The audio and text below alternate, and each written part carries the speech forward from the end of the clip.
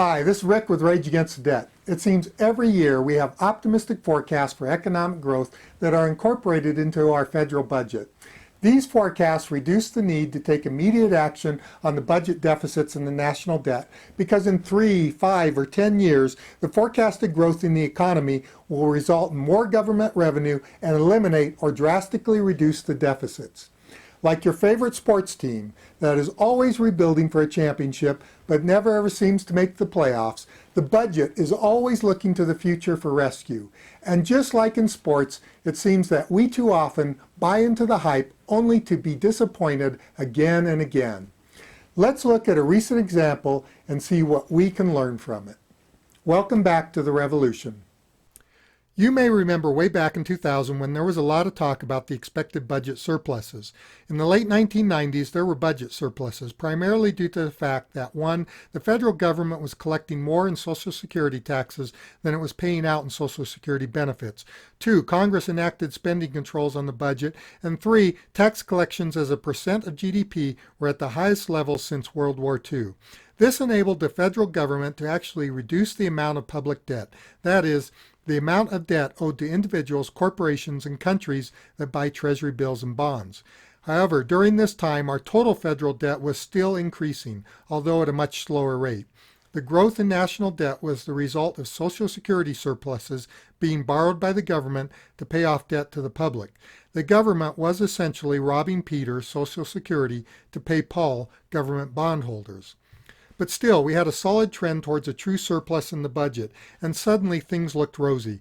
The financial report of the United States government in 2000, issued by the Treasury Department, projected that we would see huge surpluses for 2001 through 2011, surpluses that would reach almost $900 billion in 2011 alone.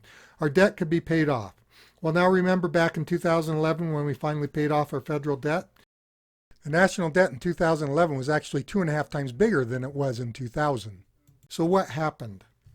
There are probably many contributing factors, but let's focus on 3 that will always impede us from paying off the federal debt solely by growing GDP. The first is our own human nature.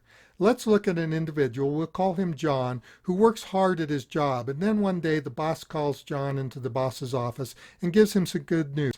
John is being promoted and will get a 10% raise. Great news. John's very first thought is, wow, now I can pay my 10% raise towards my mortgage and pay off my house in 20 years. That's awesome. Well, probably not. Most likely, John's first thoughts are, wow, that's great. You know, I really need a new car, and it would be nice to take a cruise, and those suede shoes I saw last week would really look nice with a new suit. Our nation's leaders have similar tendencies.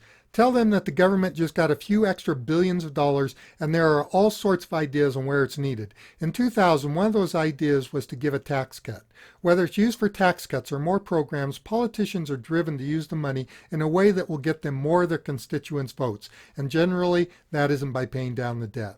The second issue that occurred was an economic event called the Great Recession. The sad fact is that our economy has cycles. There are good years of high growth and optimism, followed by poor years of low growth, recession, and financial fear. If we expect to have 10, 15, or 20 years of nothing but high growth and good financial times, we will be disappointed. It won't happen. So projecting high growth GDP for years on end to pay off our debt is not realistic. The third issue was a major conflict in the Middle East. The conflicts in Afghanistan and Iraq created large defense outlays that are estimated to have cost at least $1.6 trillion, according to a recent report by the Congressional Research Service. It's a sad fact, but given our status and standing in the world, there will always be security issues and conflicts that will arise from time to time and that will require large increases in expenditures. The 2015 financial report of the United States government, issued by the Department of the Treasury, astutely notes that its long-term projections are neither forecasts nor predictions and do not consider infrequent events such as natural disasters, military engagements, or economic crises. Long-range projections are inherently uncertain and are necessarily based on simplifying assumptions.